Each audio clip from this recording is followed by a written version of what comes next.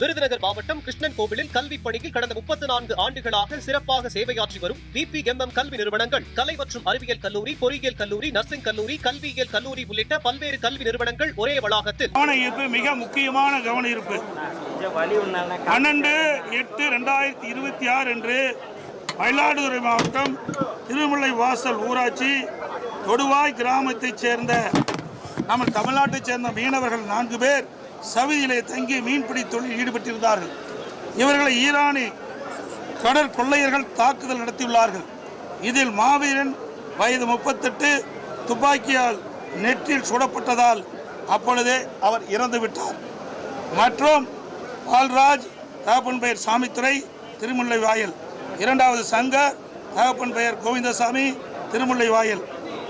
3வது மணிகண்டன், கடலூர் ஆகியோர் படுகாயத்துடன் சவுதி மருத்துவமனையில் சிகிச்சை பெற்று வருகிறார்கள்.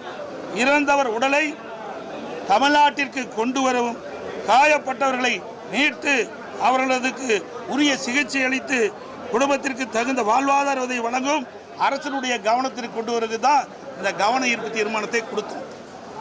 இந்த அரசாங்கம் தமிழர்களை காப்போம் என்று வாய் அளவில் பேசுறாங்க.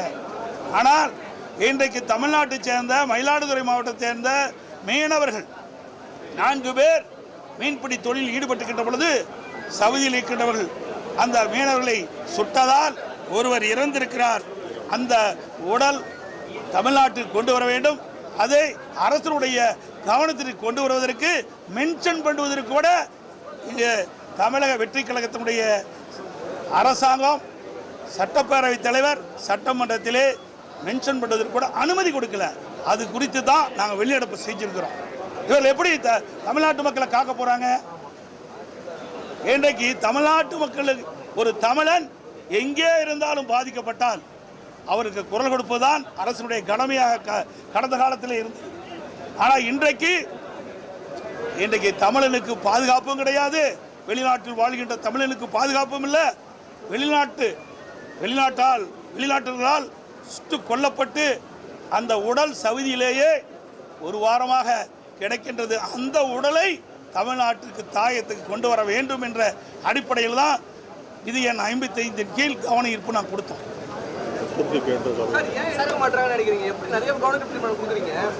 சார், இது மற்ற தீர்மானம் வேற, இந்த தீர்மானம் வேற. இது அவருடைய உயிர் இன்றைக்கு வெளிநாட்டில் சுட்டு கொல்லப்பட்டிருக்கார். தமிழ்நாட்டை சேர்ந்த மயிலாடுதுறை மாவட்டத்தை சேர்ந்த திருமுல்லை வாயில் பகுதியைச் சேர்ந்த ஒரு மீனவர், 4 மீனவர் மீன்பிடித்துட்டு இருக்கிறாங்க. அதில் சுடப்படுறார். அதில் ஒருவர் இறந்து விட்டார். அந்த உடல் அங்கேயே இருக்கின்றது. அந்த உடலை மீட்டு தமிழகத்துக்கு கொண்டு வர வேணும். இதுதான் கோரிக்கை. இதில் என்ன இருக்குது? இது ஒரு வாரமாக 4-5 நாளாக தொடர்ந்து கேட்டுட்டு இருக்கிறோம்.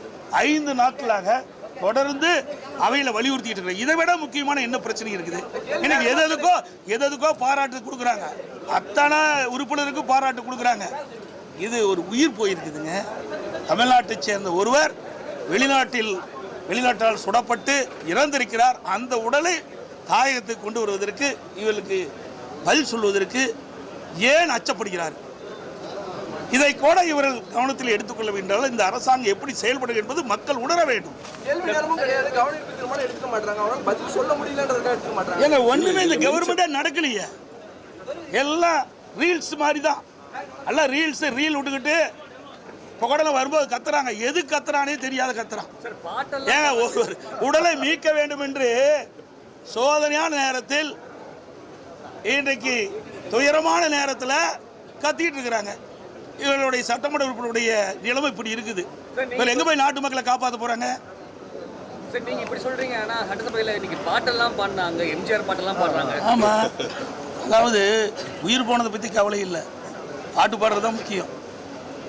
ஏங்க, ஒரு உயிர் போய்விட்டது. தமிழ்நாட்டை சேர்ந்த வேதனையாக இருக்குதுங்க. குறிப்பாக ரொம்ப வேதனைப்படுறோம்.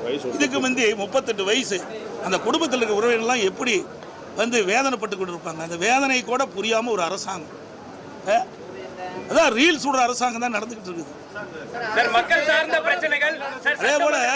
அதே போல பார்த்தீங்கன்னா இந்த கர்நாடகத்தில் நம்முடைய எல்லைக்கு 2 எல்லைக்கு இருக்கிற பகுதியில் பூர்வீகமாக தமிழர்கள் அவர்கள் அங்கே கர்நாடகத்தில் வசிச்சுட்டு வராங்க. அவருடைய கால்நடை காணாமல் போய்விட்டது என்று வனத்துறையில் போய் தேடிட்டு இருக்கும்போது வனத்துறை அதிகாரிகள் சுட்டு கொல்லப்படுறதாக அவருடைய உறவினர்கள் தெரிவிக்கிறாங்க. எல்லா பத்திரிகைகள் வந்து நேற்றைய தினம் கூட இது விவாதம் நடத்தப்பட்டது. அதுக்கு 2 நாள் போராடி வாதாடி வாங்குறோம். இதில் எங்கே தமிழ்நாட்டு மக்களை காப்பாற்ற போகிறோம்? வெளி மாநிலத்தில் இருந்தாலும் சரி, வெளிநாட்டில் இருந்தாலும் சரி, தமிழர்கள் பாதிக்கப்படுகின்ற பொழுது உடனுக்குடன் கடந்த கால அரசாங்கம், அது அதிமுக அரசாங்கம் சரி, திமுக அரசாங்கம் சரி, ஒரு கவனம் இப்போ 0 ஹவரில் கொண்டு வந்தால் உடனே எடுத்து அதுக்கு தீர்வு காணுவாங்க. இந்த அரசாங்கம் அதை பற்றி கவலைப்படுறதே கிடையாது. மிக மோசமாக ஒரு சூழ்நிலையில் இந்த அரசாங்கம் செயல்பட்டு கொண்டிருக்கிறது. இது வன்மையாக கண்டிக்கத்தக்கது. அந்த குடும்பத்தை சேர்ந்தவர்களுடைய மனநிலை எப்படி இருக்குன்னு கூட உணராத ஒரு அரசாங்கம் இந்த அரசாங்கம். இன்றைக்கு வெளி மாநிலத்திலும் சரி, வெளிநாட்டிலும் சரி, தமிழர்கள் பாதிக்கப்படுகின்ற பொழுது அதற்கு உரிய முறையிலே குரல் கொடுக்கின்ற அரசு தான் உண்மையான தமிழ்நாடு தமிழ் உணர்வு உள்ள அரசாங்கமாக இருக்கு. ஆனால் இந்த அரசாங்கத்தில் தமிழ் உணர்வு என்பதே இல்லை. சார், அதிகாரிகளுக்கு தகவல் கொடுக்கப்பட்டு விட்டதாகவும் இதற்கு முன்பாகவே அரசு கவனத்திற்கு கொண்டதாகவும் சபாநாயகர் வெளியே சொல்லியிருந்தார். ஏன் இதை சொல்ல வேண்டியதான பதில் இல்லை? இதில் என்ன கஷ்டம் இருக்குது? நாங்கள் மென்ஷன் தாங்க பண்ணுறோங்கிறோம். ஏன்னா 5 நாட்களாக தொடர்ந்து நாங்கள் வந்து இந்த அவையில் மென்ஷன் பண்ணுறோம். இந்த அரசாங்கம் உரிய நடவடிக்கை எடுக்க வேணும். அந்த குடும்பத்தைச் சேர்ந்தவர்கள் தொடர்ந்து எங்கள் சட்டமன்ற உறுப்பினரோடு தொடர்பு கொண்டு எங்களுக்கு உதவி செய்யுங்க. சவுதியில் இருக்கின்ற அந்த மீனவருடைய உடலை மயிலாடுதுறை திருமுல்லை வாயிலுக்கு கொண்டு வர வேண்டும். அங்கே என்ன நடக்குன்னு எங்களுக்கு தெரியல.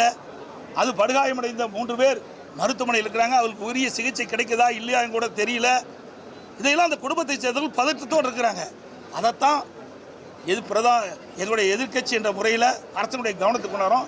அரசாங்கம் அதுக்கு உண்டான முயற்சி எடுத்து அந்த உடலை தாயகத்துக்கு கொண்டு வருவது கடமை. ஆனால் அதையெல்லாம் தட்டி கழிக்கிறாங்க இந்த அரசாங்கம். 3 நாட்களாக தொடர்ந்து நாங்கள் வலியுறுத்திட்டே இருக்கோம் சட்டமன்றத்தில். இன்றைக்கு எடுக்கிறோம், நாளைக்கு எடுக்கிறோம், 3 நாளைக்கு எடுக்கிறோங்கிறாரு. முதலமைச்சர் எந்த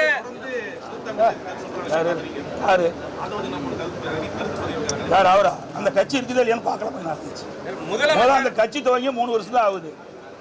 ஏங்க, இன்றைக்கு தமிழ்நாட்டை சேர்ந்த மயிலாடுதுறை மீனவர் அங்கே குண்டடிபட்டு இறந்து கிடக்கிறார். நாங்கள் வரும்போது கைதிட்டு சிரிச்சுட்டு இருக்கிறேன். உணர்வுள்ள ஒரு தமிழன் சிரிப்பானா? எவ்வளோ துயரமான சம்பவம் கிடையாது அவர்களுக்கு. ஏதோ அவர்கள் வந்து சட்டமன்ற உறுப்பினர் ஆகிட்டாங்க, ஆட்சி வந்துட்டது, ஆட்சி அதிகாரம் இருக்கிறதுனால என்ன வேணால் செய்யலாம் நினைக்கிறாங்க. மக்கள் வெளியில் பார்த்துக்கிட்டு தான் இருக்கிறாங்க. எந்த அளவுக்கு வேகமாக வந்ததோ அந்த ஆட்சி, அந்த அளவுக்கு படுபாதாரத்தில் போயிடும் விரைவில்.